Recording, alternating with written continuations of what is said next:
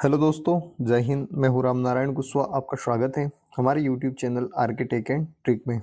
दोस्तों, आज एक बहुत महत्वपूर्ण अपडेट निकल के आ रही है, जो कि मध्य प्रदेश में ओबीसी या जो रिजर्वेशन है उसके ऊपर, जो कि अभी तक जैसे कोई भी एग्ज़ाम या वैकेंसी वगैरह होती थी तो उसमें क्या चलता था कि 13 और 87% वाला फार्मूला चलता था। 13% रिजल्ट हमेशा होल्ड रहते थे और 87% पे रिजल्ट मिलता था। तो इसमें अभी एक कोर्ट का आदेश आया है। साथ ही दोस्तों, मध्य प्रदेश पुलिस के रिजल्ट में भी एक बड़ी अपडेट है, इसको भी हम देखने वाले हैं। साथ ही इसमें दोस्तों ईएसबी क्या 100% रिजल्ट जारी करेगा या नहीं।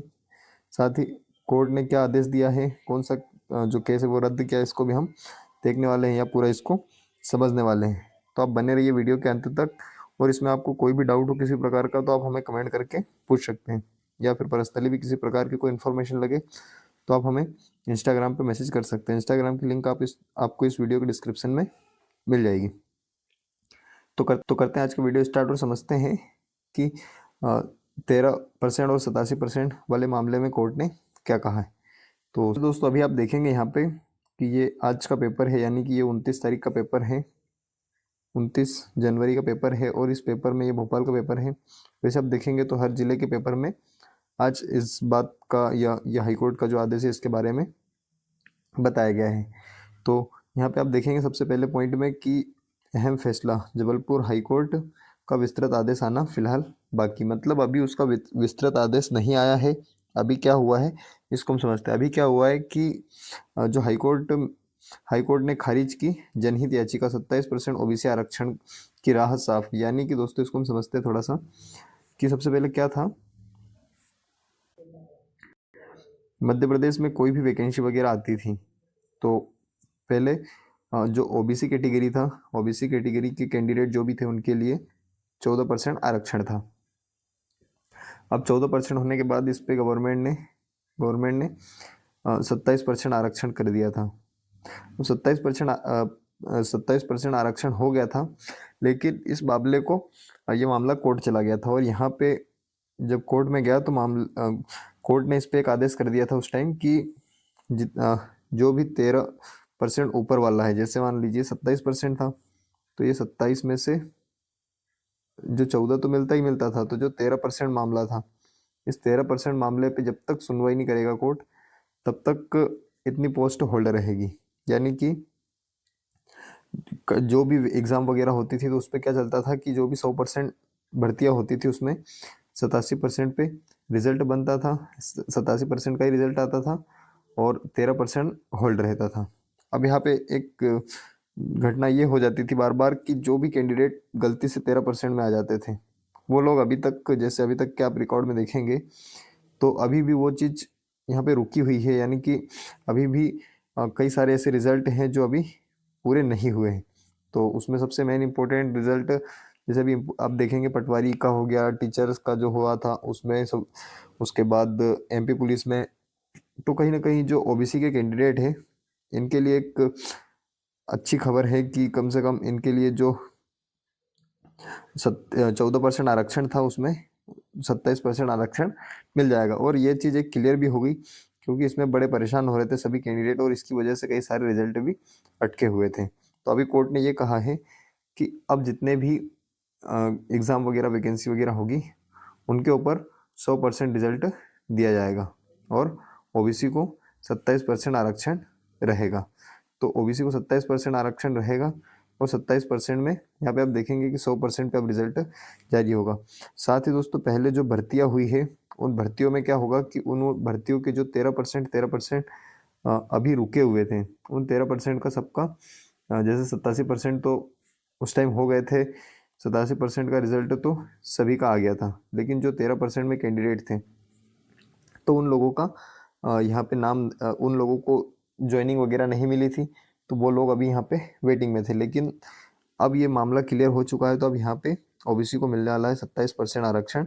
और इस 27% में ओबीसी के जो भी कैंडिडेट हैं तो इनको बहुत अच्छा फ़ायदा होने वाला है, क्योंकि अब ये जब ओबीसी में जब 27% आरक्षण है तो 27% आरक्षण में एक बड़ी चीज़ ये है कि जो इनके कट ऑफ वगैरह हैं, जैसे मान लीजिए पहले 14% पे लिस्ट बन रही थी, अभी अब 27% पे बनेगी तो जो कट ऑफ है वो कम हो जाएगा, यानी कि जिनके नंबर कम थे उन लोगों का भी कहीं ना कहीं फ़ायदा हो जाएगा। तो ये बड़ी अपडेट निकल के आ रही है और ये अपडेट है अभी।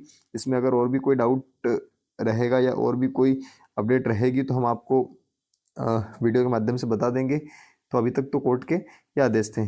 फिर अभी मैंने आपको एक फ्रंट लाइन बताई थी, उसमें ये लिखा हुआ था कि जो कोर्ट है उसने विस्तृत विस्तृत आदेश नहीं दिया है, मतलब विस्तृत उसका आदेश आना बाकी है, आदेश आना बाकी है। तो आप देखेंगे जो विस्तृत आदेश है, विस्तृत आदेश आना बाकी है। अब विस्तृत आदेश आना बाकी है तो अभी इसके ऊपर क्या है कि इसका एक पूरा फॉर्मेट बन के आएगा, इसकी पूरी जो प्रोसेस है उस प्रोसेस के हिसाब से वो पूरा एक आदेश बन के आएगा, आदेश आएगा। और ये जो आदेश आएगा, ये आदेश का ये रहेगा कि इस आदेश में जो भी चीज़ें रहेगी वो आदेश का पालन करना पड़ेगा गवर्नमेंट को। तो अभी तक तो ये चीज़ें हैं। अब अगर जैसे मान लीजिए अब इसका आ चुका है तो अब जो पुरानी भर्तियां हैं, जैसे हम लोग ने पहले भी किसी वीडियो में ये चीज़ बताई थी कि जो भी कैंडिडेट हैं उनके जैसे 13% में अगर उन्होंने क्वालिफाई किया है तो वो लगभग परेशान ना हो, अपनी पढ़ाई को कंटिन्यू रखें और दूसरी कोई इस एग्ज़ाम की तैयारी करें, चाहे वो आप फिर से कांस्टेबल की कर ले, फिर से पटवारी की कर ले, लेकिन आप तैयारी में लग जाए क्योंकि इन 13% का पता नहीं कब तक होल्ड रह सकता है। तो अभी यहाँ से ये 13% वाला मामला साफ हो चुका है और कोर्ट ने आदेश कर दिया है कि अब इसमें किसी वैकेंसी में कोई भी 1387 वाला फार्मूला नहीं रहेगा, यानी कि 1387% वाला फार्मूला यहाँ से साफ हो गया है। तो एक कैंडिडेट के लिए एक ये बहुत इम्पोर्टेंट बात है या उनके लिए बहुत खुशखबरी वाली बात है, क्योंकि उनके दिमाग में एक जो टेंशन रहता था कि हम इतनी पढ़ाई कर रहे हैं और पढ़ाई करने के बाद गलती से 13% में नाम ना आ जाए, एक आध पॉइंट में नंबर कम होने से तो या एक दो नंबर कम होने से, तो इस टाइप का जो एक उनके अंदर डर था वो डर कहीं ना कहीं लग रहा है कि अब हो चुका है समाप्त। और तैयारी करने में एक थोड़ा सा कैंडिडेट को मोटिवेशन भी मिलेगा कि चलो ठीक है, कम से कम नंबर कम रहे ज़्यादा रहे, लेकिन ये 1387 वाला फॉर्मूला तो यहाँ से हट गया है। तो इस तरीके से दोस्तों अभी एक अपडेट थी इसमें। और इसके पेपर में हम देख लेते कुछ और ख़ास, हमारे पेपर भी देखते हैं। तो पेपर में भी हमें इतना कुछ इसमें ज़्यादा खास चीज़ें नहीं हैं, सिर्फ यही चीज़ें हैं कि 27% जो आरक्षण था, जजदार बोले याचिका रद्द, यानी 27% आरक्षण के आदेश से स्टे हटा।